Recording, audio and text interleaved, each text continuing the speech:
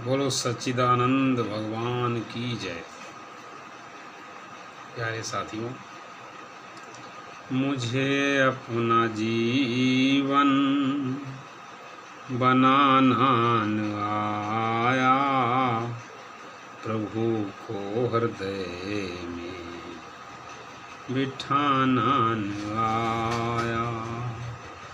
पर मुझे अपना जीवन बनाना न आया, प्रभु को हृदय में बसाना न आया। भटकता रहा मैं जगत झंझटों में, भटकता रहा मैं जगत झंझटों में, कभी ध्यान प्रभु से लगाना न आया। मुझे अपना जीवन बनाना न आया, प्रभु को हृदय में बसाना न आया। बंधुओं, कर्म तेरे अच्छे हैं तो किस्मत तेरी दासी, नियत तेरी अच्छी है तो घर में मथुरा काशी। काम ही सब अनर्थों का मूल है। ये हमारी इंद्रियों में प्रविष्ट होकर मन बुद्धि को मोहित करता है, फिर जीवात्मा को मोहित करता है, जिससे ज्ञान आच्छादित हो जाता है और ढक जाता है और विवेक शक्ति नष्ट हो जाती है। फिर मानव जीवन का पतन हो जाता है। काम रूपी शत्रु को ज्ञान और वैराग्य के द्वारा किसी समर्थ सद्गुरु की शरण में जाकर गुरु उपासना के द्वारा नष्ट किया जा सकता है। यही मानव जीवन का परम लक्ष्य है। ये बहुत ही अपरिमित है। दिव्य ज्ञान के द्वारा ही हम अपने जीवन को सफल बना सकते हैं। दिव्य ज्ञान कहें या ब्रह्म ज्ञान कहें, वो एक ही बात है और कोई रास्ता नहीं। प्यारे, एक बात बहुत ही समझने लायक है। हमारा आधार ही गलत हो रहा है, हमारी मान्यता ही गलत हो रही है। हम जितने भी काम करते हैं शारीरिक दृष्टि से अपने आप को शरीर मानकर, देहात्म बुद्धि माने कि हम शरीर हैं। जो भी हमारे व्यवहार हो रहे हैं, जो भी हमारी सोच हो रही है, जो भी क्रियाकलाप हो रहे हैं, वो सब गलत हो रहे हैं। हम हैं कुछ और मानते कुछ और हैं। इसलिए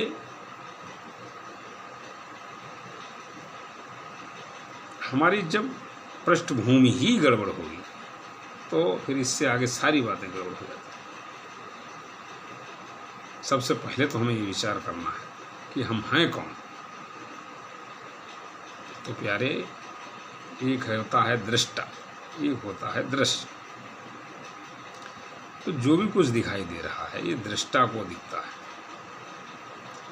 दृश्य को क्या दिखेगा? वो तो उसमें ज्ञान नहीं है, विनाशी है, परिवर्तनशील है, निस्संदेह नाशवान है। लेकिन जो दृश्य को जान रहा है उसे दृष्टा कहते हैं। तो जानेगा वही जिसमें ज्ञान है। तो जब तक दृष्टा और दृश्य का ज्ञान नहीं होगा,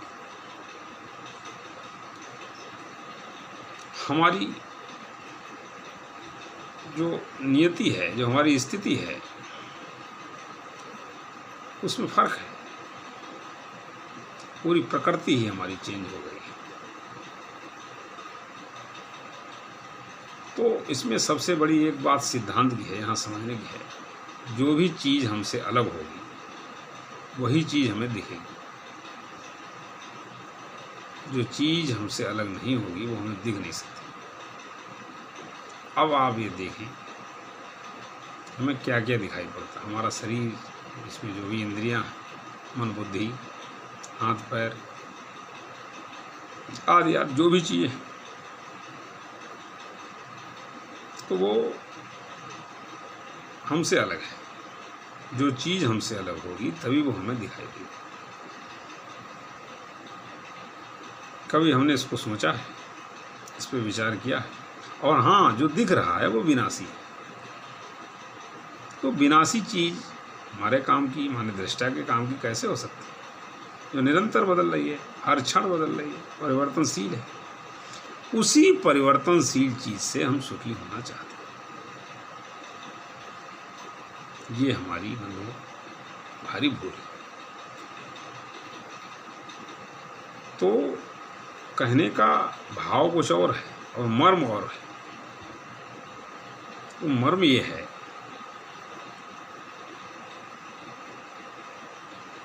कि ये जो सारी चीज़ें हैं इनका संबंध हमारे शरीर से और संसार से, हमसे नहीं है। हम तो इसे जानने वाले हैं। हमारे काम की यहाँ कोई भी चीज़ नहीं है।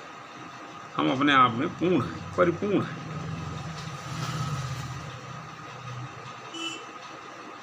तो अब इसमें बहुत सी बातें आ गई, बहुत से प्रश्न आ गए।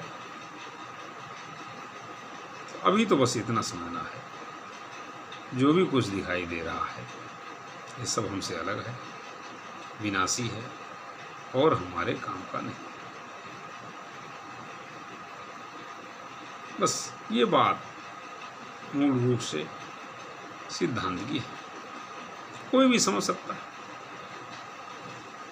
इसको। तो अब बचता क्या है? बचता ये है कि इन सारी चीज़ों का जो संबंध है शरीर तक है। तो शरीर की पूर्ति अपने आप होती है, ये बहुत बड़ी बात है। जो भी काम है सब अपने आप होते हैं। इसकी पूर्ति भी, इसकी जो आवश्यकताएं हैं, मुख्य आवश्यकताएं, वो अपने आप पूरी होती हैं। हम ये मानते हैं कि हम नहीं करेंगे तो कैसे होगा। अरे भाई, भूख लगेगी, भूख आपने लगाई है क्या? भूख लगेगी तो प्रबंध भोजन का करना ही पड़ेगा। सभी जीव जंतुओं को भूख लगती है। तो अब ये देखो कि जब भूख लगी है तो खाने के लिए भी होगा, जरूर होगा। जब भूख लगती है तो खाने की व्यवस्था पहले से ही परमात्मा ने कर रखी है। ये सिद्धांत परक है। तो इस बात में हमें भरोसा नहीं। हम आवश्यकता को नहीं समझते और इच्छाओं में अपने जीवन गुजार देते। और आज के इस दौर में जितना भी भौतिक विकास हो रहा है, इच्छाएं बढ़ती जा रही। तो जितनी ही हमारी इच्छाएं बढ़ती जाएंगी, हम इस संसार में और फंसते चलेंगे। हमारी ज़रूरतें बढ़ेंगी लेकिन आवश्यकताएं बहुत सीमित हैं। हमने स्वयं अपनी ज़रूरतों को बढ़ाया है। तो अब क्या है? अब बिल्कुल सब उल्टा हो गया। तो इसी के साथ इसके आगे की चर्चा फिर अगले अध्याय में होगी।